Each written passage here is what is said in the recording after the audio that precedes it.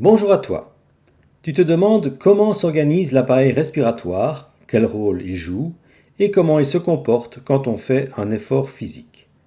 Eh bien, voici cette vidéo sur le système respiratoire et son rôle. C'est ce que tu apprends en 6e année primaire en vue de la préparation du CEB, du C1D tant qu'il existe et du CTC.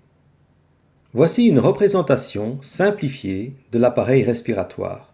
Nous allons en rappeler les différentes parties et le rôle que chacune d'entre elles joue.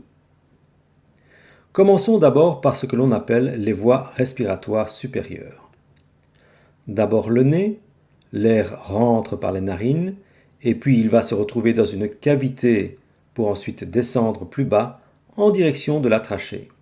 À cet endroit, l'air est chauffé et humidifié et débarrassé de quelques impuretés grâce aux poils se trouvant dans les narines. On peut respirer sans problème la bouche fermée, c'est bien comme cela la plupart du temps, mais quand le nez est bouché ou quand on fait du sport, la bouche est une deuxième ouverture qui permet de laisser rentrer l'air ou aussi de l'expirer ou de le souffler. L'air se rend également en direction de la trachée, sans dire qu'il passe par le pharynx puis le larynx que je nomme, mais que tu ne dois pas retenir pour ton CEB. La trachée est bien ce canal qui conduit l'air vers les bronches. Ce canal est semi-rigide, cartilagineux, comme le nez d'ailleurs. L'air y passe très facilement, si on n'est pas malade. La trachée se subdivise en deux branches. Ces dernières prolongent donc la trachée et se subdivisent elles-mêmes en plus petites bronches, puis des bronchioles. Je dis à nouveau ce mot qui n'est pas nécessaire de connaître pour le CEB.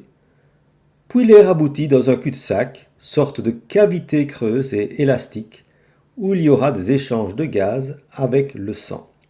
Nous verrons cela un peu plus loin. Le poumon, quant à lui, n'est rien d'autre que l'ensemble de toutes les alvéoles de notre corps.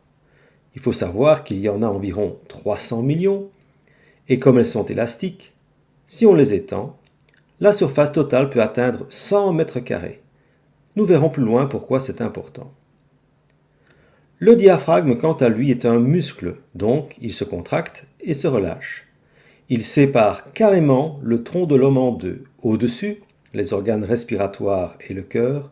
En dessous, les organes digestifs comme l'estomac et le foie. Nous verrons plus loin qu'il joue un rôle important dans la ventilation, tout comme la cage thoracique. Vous pouvez observer qu'elle se soulève et elle s'abaisse. C'est d'ailleurs grâce à des muscles intercostaux situés entre les côtes, qui sont d'ailleurs des os et qui constituent cette cage thoracique. Vous avez aussi compris que l'air fait un mouvement de va-et-vient, selon un voyage bien déterminé. Voici qu'il rentre de cette façon jusqu'aux alvéoles et pour sortir, il fait le trajet inverse. Comment tout cela fonctionne? Grâce au phénomène que l'on appelle la ventilation. On a souvent tendance à utiliser le mot respiration pour désigner l'inspiration et l'expiration.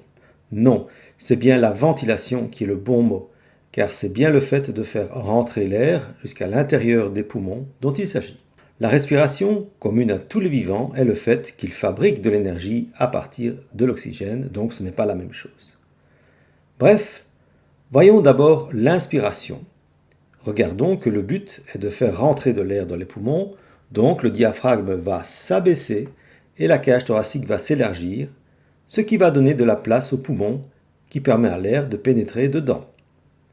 Voyons maintenant l'expiration.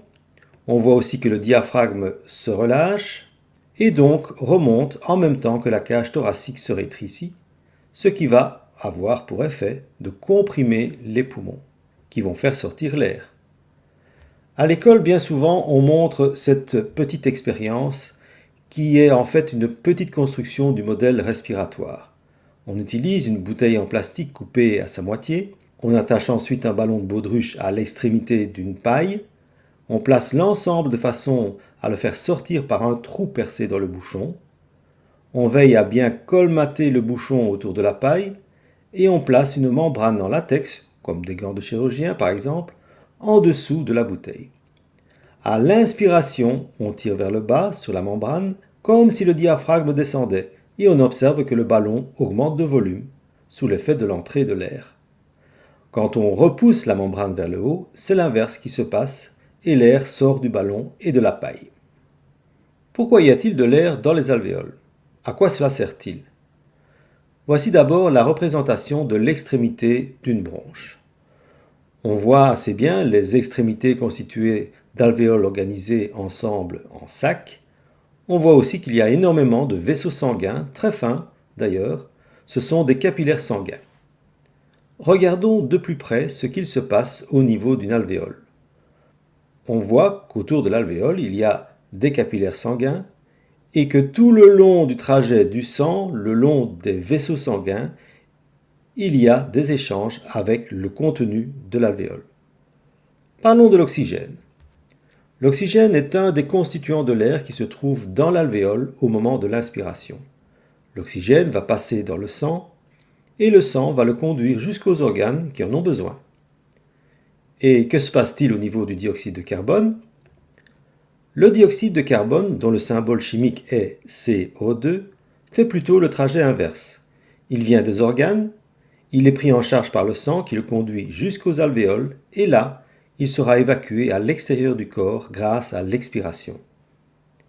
Donc, la ventilation a pour but de faire rentrer de l'air dans les poumons ou de le faire sortir. On devine assez bien que l'air qui rentre apportera de l'oxygène au sang et l'air qui sort va permettre d'évacuer le CO2 ou le dioxyde de carbone. Signalons donc que notre corps a besoin d'oxygène pour fabriquer de l'énergie. En fabriquant de l'énergie, il fabrique des déchets comme le CO2 qu'il faut évacuer. Quand tu fais du sport, tu as certainement remarqué que ta respiration va plus vite, jusqu'à parfois être essoufflé. En fait, ton corps a besoin de plus d'énergie, donc a besoin de plus d'oxygène, et il faut en apporter plus et plus vite vers les organes. Donc, il faut en faire rentrer plus et plus vite dans les alvéoles. Tu comprendras que le diaphragme et la cage thoracique vont se mettre au travail.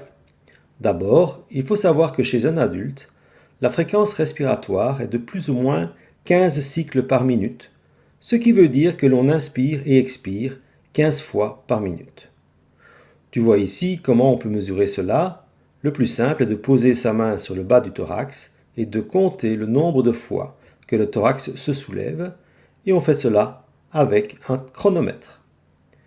Donc, si on fait cela chez des individus qui font des efforts de plus en plus importants, on voit que cette fréquence respiratoire augmente, elle passe de 15 cycles par minute jusqu'à peut-être 70 cycles par minute. Regardons maintenant ce graphique où l'on trace les volumes d'air inspiré et expiré. Plus l'effort devient important, plus la fréquence respiratoire augmente à l'effort. On le voit car les courbes se rapprochent de plus en plus, et on voit aussi que les volumes d'air qui entrent et sortent augmentent de plus en plus.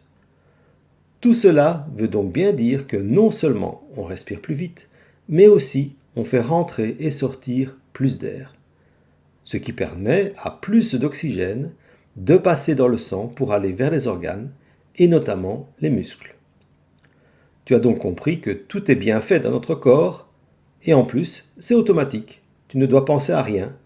Notre organisme s'adapte parfaitement à l'effort sans que tu doives y réfléchir.